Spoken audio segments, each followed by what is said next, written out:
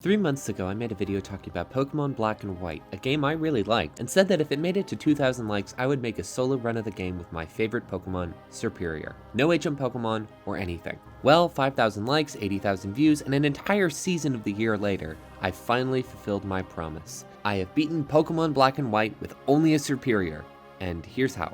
Serperior is a pretty good Pokemon, although it's definitely the weakest of the 3 Unova starters. Its best attribute is definitely its speed. It's one of the fastest Pokemon in the entire franchise, even more than famously quick ones like Raichu, Gengar, and Latias. Combined with the fact that I'll probably be insanely overleveled means that I'll be outspeeding everything. Serperior is also pretty tough, coming in the top 10 for starters in both defense and special events, which means that it'll be able to tank a fair bit despite being a grass type. Where it really falters are its attack stats and move pool.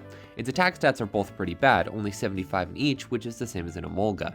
Most Pokemon have one attack stat that's higher than the others, but instead Serperior opted to just be below average in both of them. And on top of that, it only learns normal and grass type moves by level up, and in terms of half decent TMs for coverage, it only gets 2, Dragon Tail and Aerial Ace. This means that not only will I not be able to hit a solid half of my opponents with super effective damage, but there are 2 fully evolved Pokemon that fully resist all of my attacks, Klinklang and Bisharp. And functionally, even those 2 aren't very good moves, which means that Ferrothorn, Escavalier, Chandelure, and Durant are huge problems too. And on top of all this, because I'm only using one Pokemon for literally everything, I'm going to be stuck with the move Cut all the way from Gym 1 to Gym 6, where I can finally remove it in Mistralton City. Basically, all I have is a fast and tanky Pokemon with no good attack power. So yeah, not the best. Before I get started, here are a few rules for this type of challenge if you aren't familiar with videos like these. Number 1, I can only ever use my starter, a Serperior, in battle. However, for this challenge, I can also never catch any other Pokemon or use them for any purpose. Serperior has to be the one with all the HM moves as well.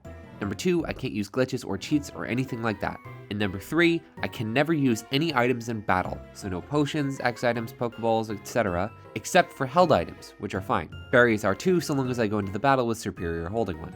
I start the game, get a massive gift box from Professor Juniper, and then absolutely destroy both of my rivals. I head up to the professor's lab to get a quick explanation of the Pokedex and the opportunity to name my Snivy. I decide to call it Apophis after the colossal snake in Egyptian mythology, the Lord of Chaos and known for fighting the sun god Ra. Considering I'm going to have to deal with Reshiram at the end of this run, I thought it was a fitting name. Bianca and Sharon wrote me into a contest to catch the most Pokemon against my will. I speed through Route 1, killing everything that comes my way, and get to the end, where my friends scold me for not catching anything. Clearly, they don't understand my higher purpose. I continue through the tutorial and have my first encounters with Ghetsis and N. N is easy and Ghetsis doesn't even bother fighting me, but these guys are going to be my personal hell by the end of this game. I absolutely stomp my way through the next route, my friend Bianca, the trainers in the Dream Yard, and then my other friend Sharon. But worryingly, even after all that, I'm still not a high enough level to fight the gym. One of the reasons I gave in my video for why I liked Black and White so much was how the start of the game does a really good job encouraging you to use more than one Pokemon. The first gym is built around the leader having a type advantage on your team, so it's tough with just your starter, and Lenora's ace has the move Retaliate, which basically allows her to instantly kill one of your Pokemon. Both are very difficult with only one Pokemon, which is a problem since I only have one Pokemon.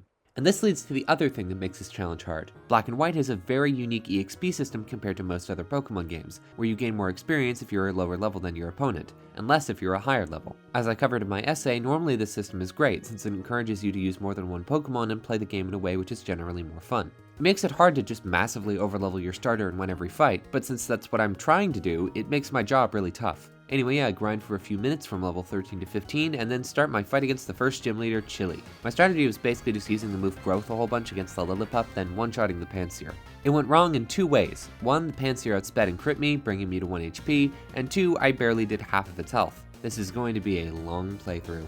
I slowly grind up one more level and then give it a try again, and this time it ends up working out. I got up to max attack, killed the Lillipup, and then managed to outspeed the Pansear. Despite doing quadruple my normal damage, I still don't take it out in one hit, but it went down to the next turn to another tackle. Alright, first badge. After a short diversion with Fennel, I get the HM Cut, which lets me access the Dream Yard. But this blessing is actually a curse in disguise. In my video, another one of the reasons I gave for loving Pokemon Black and White so much was that you barely ever needed to use HMs. In most of the other Pokemon games, you had to use at least 3 or so several times throughout the game, but Black and White stood out as the first one in the franchise where that wasn't really true. There's only one required HM, Cut, and you only need to use it exactly once on this tree blocking the Dream Yard. And since Snivy can learn Cut, Serperior is actually the only non-water type starter that can beat an entire Pokemon game single-handedly. It's the reason I chose it for this challenge, alongside it being my favorite Pokemon. But since the move deleter doesn't come until the town of the 6th gym, what that means is I'm essentially going to be stuck with a terrible weak move for well over half the game.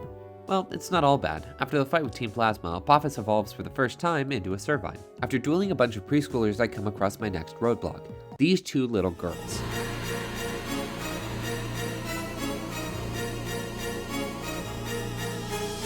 The actual battle with them isn't hard at all. The problem is that they won't let you get past them unless you have 2 Pokemon.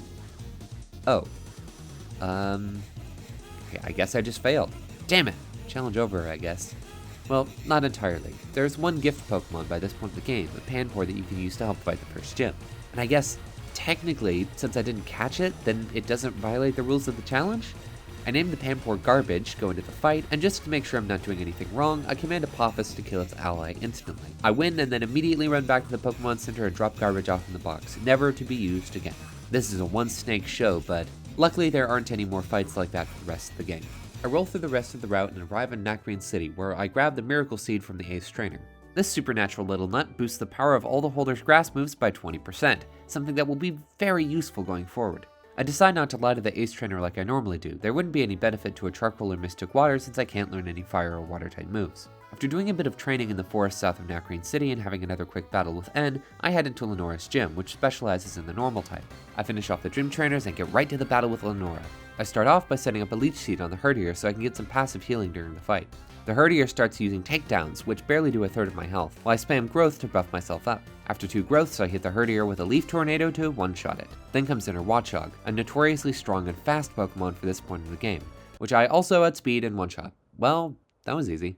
After Lenora, I breeze through Pinwheel Forest and get to Castelia City, home of the 3rd gym leader, Berg. This Bug-type trainer is going to be a bit of a problem, since not only does Bug resist grass and hit for super effective damage, but he also has a Poison-type Whirlipede and a Grass-type Leavanny, which are both 4 times resistant to Grass-type moves. I train up on a couple of breakdancers and a skyscraper full of Game Freak employees before giving the gym a shot, but it's just not happening at this level. I tried starting out with a Leech Seed, I tried using Growth, and I tried just spamming Cut, but it's not going to work. Even with the Eviolite I picked up, the Whirlipede just does way too much damage, and Apophis's Cut do basically nothing to it. I get up to level 33, learn Leaf Blade, and try again. This time things go a bit better. I use 2 growths on the Whirlipede before taking it out with some cuts. Berg sends in his Gwebble, which I take out in 1 hit with my newly acquired Leaf Blade. After that is his Leavanny. It's a long battle, especially since I missed 2 cuts in a row. That's a 1 in 400 chance, by the way. But after a lot of cuts and the Leavanny using Protect way too much, it eventually goes down. I finish up Route 4 and arrive in the tunnel to Nimbasa City. Here I once again meet up with Professor Juniper, who hands me some Ultra Balls. Gee, thanks Professor, I can sell these! Anyway, I arrive in Nimbasa City where 1. A man gives me a bike for saving him from getting mugged. 2. I dress up my giant snake as a swanky businessman. And 3. I get to ride on a giant Ferris wheel with the king of Team Plasma. This city is awesome! Anyway, I head down Route 16 to get some experience before the 4th gym. And here's where you can see some of the challenge of this run. I'm stuck fighting this Whirlipede 15 levels lower than I am, and I still lose. I can't teach Apophis Strength because I can't get rid of Cut, and Coil, Leech Seed, and Leaf Blade are all too useful to delete. Whirlipede Quad resists Grass-type moves, so despite Serperior being a significantly higher level, Leaf Blade would be doing practically nothing. So I'm stuck using Cut against this thing, all while I'm poisoned and I can't hit it because of Protect. I head back again a bit more prepared, and I still nearly lose to this guy's 2 unevolved Pokemon. And then the same thing happens again with N Sigilif, where despite also being 15 levels weaker than I am, resists grass-type moves and is tanky enough for Cut to not even do half of its health. Luckily, I didn't have any problems at all with Elisa. Her first Emolga did barely any damage to me, so I just buffed myself up with Coil a bunch and swept her whole team.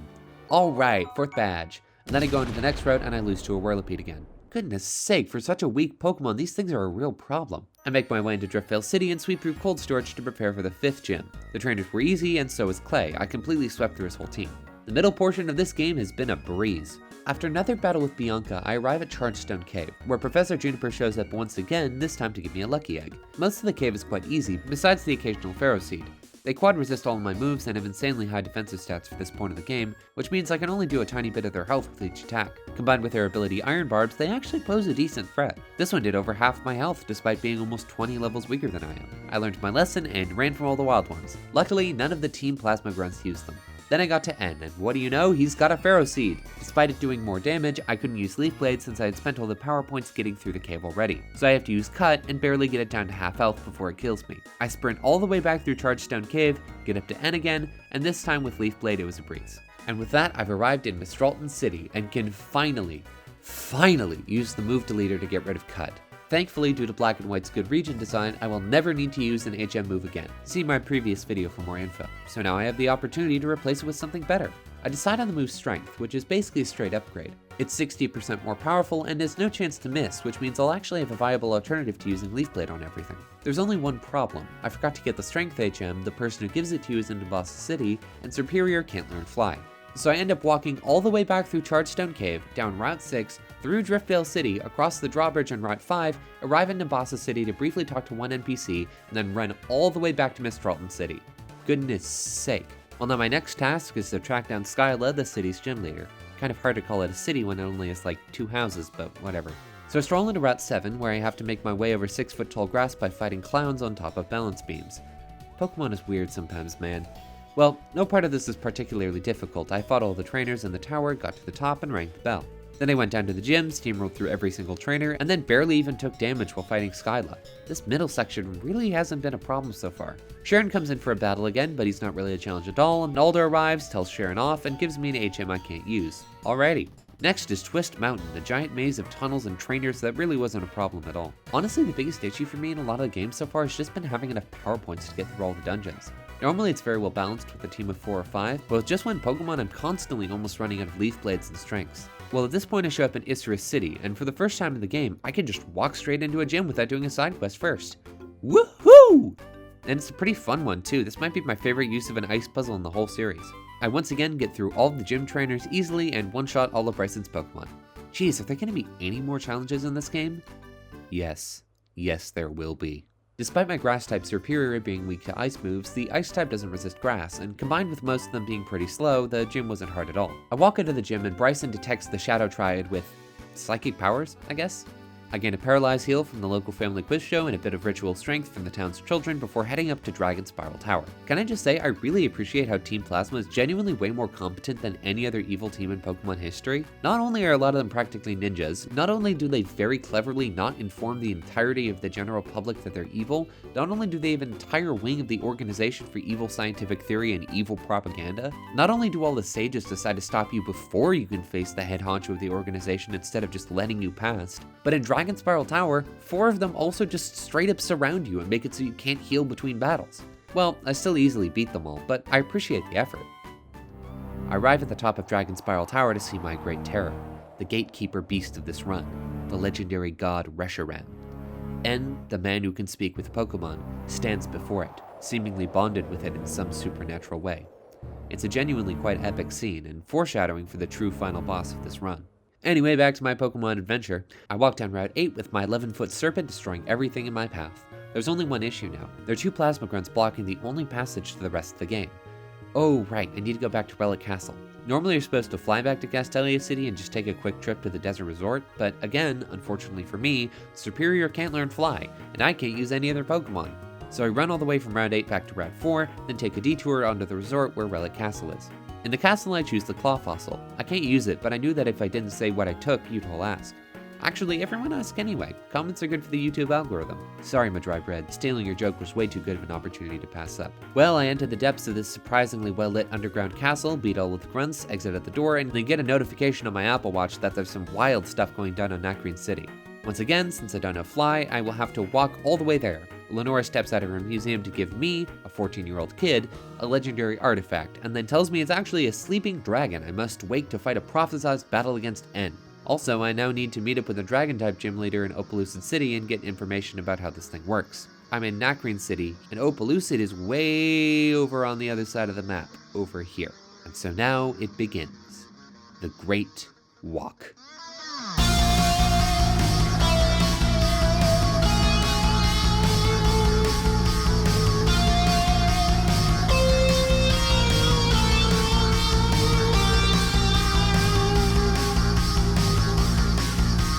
This took me 21 minutes. I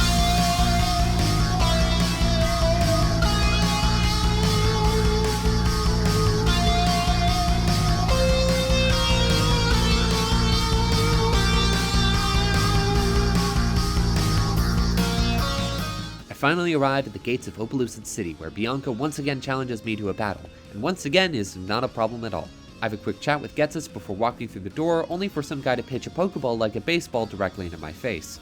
You could kill someone, man. Anyway, I walk into Opalescent City, which may just have the best theme music in the entire game. Well, no time to discuss that right now because I have to hear about the history of the Unova region from these folks, Drayden the Historian and his successor, Iris, the 8th gym leader. They give me the obligatory lore dump before I can enter the gym, which is mostly easy, but at least the Dreadkin trainers give me some genuine trouble. But none of that matters because while Iris wasn't as easy as Bryson and Clay were, she still went down without much of a fight. At this point, I start to despair a little. Would every fight in the game just be like this? Is this challenge just not a challenge? And most importantly, will this make for a super boring YouTube video? All of these questions began to haunt my mind, and hopefully, all of them will end up not being true. I walk out of the gym only for Professor Juniper to drag me off to the entrance of Route 10 and to give me a truly stunning gift. She hands me the one, the only Master Ball, a Pokeball that can catch any Pokemon without fail. Unfortunately, it doesn't seem like she got the memo about me only using one Pokemon. Oh well, I throw it away on the ground. After that is Route 10, and it is here where I witness a miracle. At the end of this short trail, Sharon approaches me from behind and delivers to me something I thought impossible. A rival fight that's actually difficult. I mean, I still win at first try, but he put up a pretty good fight, and I genuinely had to think about my strategy throughout. He starts off with an Unpheasant, and Apophis starts using Coil. Unpheasant manages to crit an Air Slash, bringing me down to less than a third of my max HP, and I end up taking it out with 2 strengths. Then comes Emboar. It's bulky and Serperior's attack isn't particularly high, so I figured it'd be able to survive at least one hit, and then almost certainly take me out with a strong fire move. So instead, I opted to use Giga Drain to heal a little. Emboar strikes back with a flamethrower, bringing me down to just 5 HP. I did the calculations later on, and it turns out that was the right move, since Strength wouldn't have been able to one-shot it, even after 2 attack boosts from Coil. From there, I take out both his Liepard and Simisage in one attack. That was a genuinely really fun rival battle. Nice job, dude. Then Bianca hands me some max revives. Hey, thanks Bianca, that's super useful, I can sell these too. And I'm ready to head on to Victory Road. Or at least I thought I could, but this is where I run into one of those problem Pokemon for the first time. Escavalier is a rare fully evolved Pokemon, and due to being a bug and steel type, it resists my normal type moves and quad resists my grass moves. And on top of that, despite having a relatively low base stat total for a fully evolved Pokemon, all of it went into its attack and defenses, meaning I'm going to be able to do absolutely no damage to this thing. I tried just spamming Strength for the first 2 attempts, but it just wasn't doing enough damage for me to take it out. The third time I tried setting up coils on the Beartic before the Escavalier, but it ended up critting an Icicle Crash, ignoring the defense boost from Coil and taking me out. This is the toughest time I've had with a fight in a good 5 gyms. I end up going back for a 4th time with the same Coil strategies, stop a bit sooner to stay out of the crit range of the Beartic, and then sweep his team. After that, Victory Road was a cakewalk. I sped through the entire thing without a hitch. I arrive at the Pokemon League, I take it all in, heal up at the Pokemon Center, and then walk up to the gates. This is it. First up is Chantal. She starts up with the Cofagrigus and I start coiling. I was a bit worried that she would try to burn me with Will-O-Wisp to lower my attack, but she opted to just use Shadow Ball 3 times. Then comes the Chandelure. This could have been a real problem, but after one Leaf Blade bringing it down to red health, it misses a Fire Blast that could very well have been the end of me. That's what you get for using low accuracy moves. I quickly take out the Jellicent and the Golurk with super effective grass type moves, and that's the first member down. I decided to do Marshall next, but he wasn't an issue at all. I set up a few coils against his throw, and then the rest of his team was an easy sweep. Mostly the same story from Caitlyn. I set up 2 coils against her Reuniclus and then swept her entire team. Last is Grimsley. I try to start with my usual coil strategy, but his Scrafty puts a hole in that plan by poisoning me. Now my life in this game is on a timer, and I'll be taking chip damage each turn. I decide to take out the Scrafty with another Giga Drain to heal up a bit, planning on setting up more on his next Pokemon. Unfortunately, that next Pokemon is Bisharp, a creature I'll be talking about a lot more extensively later on. I get a lucky crit here and end up one-shotting it. It very well could have killed Apophis if not for that. Liepard uses Fake Out to do a bit of damage and stall a turn, getting Apophis dangerously close to dying from poison. I heal up against the Liepard, KOing it with a single Giga Drain, before Grimsley sends in his Crocodile, which I take out in one hit. Alright, now it's time for the champion. But, plot twist, when I walk into the chamber, I discover that N has already defeated him. N calls for Plasma's castle to rise from the ground and destroy the Pokemon League in what legitimately might be the second coolest sequence in all of Pokemon. I walk up the staircase to Team Plasma's castle to face my true final boss. But as I arrive in the castle, 6 of Team Plasma's 7 sages block my path. They're here to stop me before I can get to their boss. Fortunately for me, all the gym leaders I've beaten show up to deal with the sages, allowing me to move on to the fight with N. I continue through the castle, searching each of the rooms, before finally arriving at the door to the throne room. I step inside to fight the true final boss of this game. And this is where I see the actual coolest sequence in Pokemon. As I walk in, I see N calling on Reshiram, who crashes through the back wall, landing, gigantic and imposing, in the throne room. The sun god Apophis is destined to battle. Its tail begins to burn, and all of the water in the room evaporates as Reshiram erupts in a gigantic ball of fire. But, reacting to the sudden appearance of Reshiram, the Darkstone floats out of my bag and begins to absorb all of the energy in the room. And suddenly, all of the music stops. The cutscene continues as the Darkstone slowly transforms, the orb of black marble birthing the god of ideals and thunder, Zekrom. The only problem is, now I have a dilemma. I can't use any other Pokemon, but the game won't allow me to just defeat Zekrom. I try to just KO it, but that doesn't get rid of Zekrom, it just causes it to heal up and start the fight again. I tried just throwing away all of my Pokeballs, but that didn't work either. I physically cannot continue without catching it. I guess this means I lose? I threw away my Master Ball, thinking I wouldn't have to use it, so I throw an Ultra Ball to catch it, and nickname it I Failed. And even worse, because I don't have 6 Pokemon in my party, I can't decide to put Zekrom in the box before N challenges me, and Zekrom defaults to being the first member of the party. Well, okay, I can work with this. I start chucking Pokeballs at Reshiram to stall turns, as I gradually wear Zekrom down. Reshiram kills it with a Hyper Beam, so I throw another Pokeball at it while it recharges to make things fair. Alright, here we go. God versus the God Killer. I start off with Coil to boost my attack and defense. After all, I'm going to need to sweep N's entire team. Reshiram fires its first attack at me, a Fusion Flare, and it does 2/3 of my health. Yikes. Yeah, sorry guys, I ain't winning this one at this level. I decide to just Coil again and lose the battle. Well, okay, I'm only level 69, so Apophis can still get a bit more powerful. I like to just find all the rare candies around the region first. Get ready for the Great Walk, Part 2.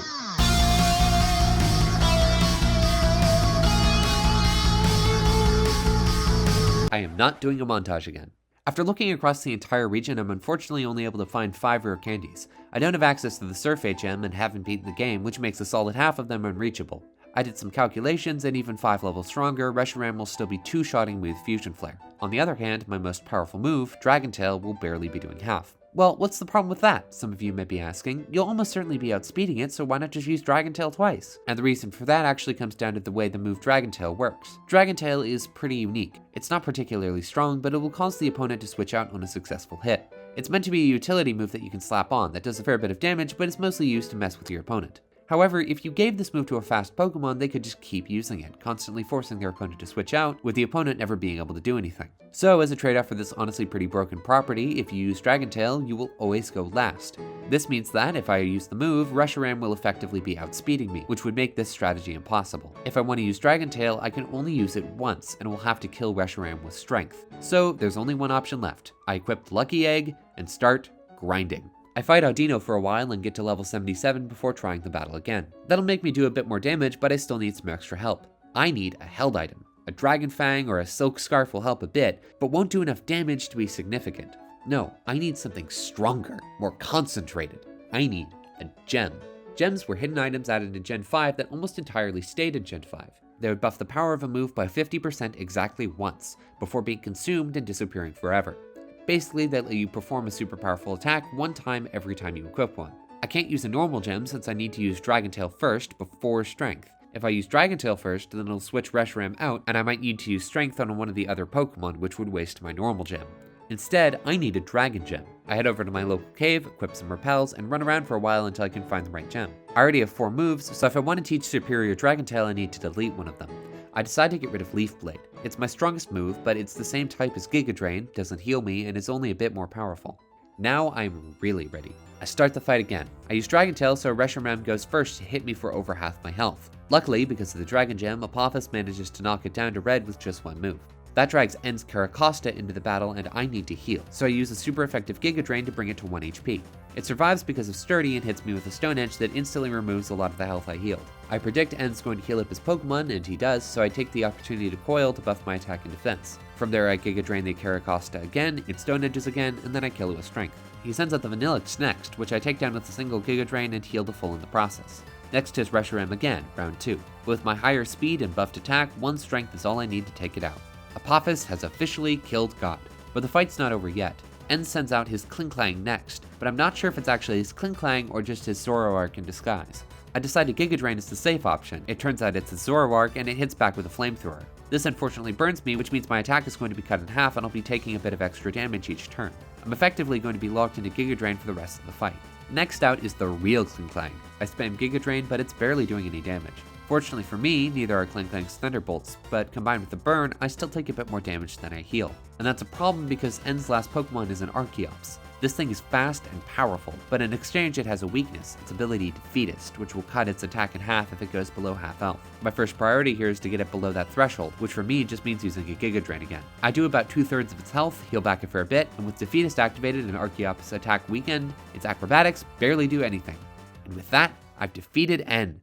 Our legendary battle is over, my demon snake has won, and oh, double plot twist, Ghetsis is here, he really hates his adoptive son, and he's the true final boss. He forces me straight into a battle, and I intentionally lose. I am not dealing with this shit until I'm ready. Ghetsis is a very powerful trainer. His entire team could hypothetically screw me over. Well, except for Seismitoad, that's pretty harmless. I equip Apophis with a normal gem for later in the fight.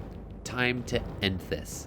First out is his Cophagrigus. This thing is toxic, so I need to kill it as quickly as possible. I Giga Drain and the Cophagrigus uses Toxic, but it misses so this attempt can continue. It stalls a turn with Protect before I take it out with another Giga Drain. Next up is his ace, Hydreigon, where I get lucky again and it misses a Fire Blast. My Dragon Tail hits it for super effective damage, stealing 2/3 of its health and knocking it out of the fight. Next is Electros, and here I make a mistake. I click Strength, forgetting about my normal gem, and end up wasting it on his second weakest Pokemon. Ghetsis sends in his Hydreigon next, and at full health and not knowing if Strength will kill it anymore, I click Dragon Tail.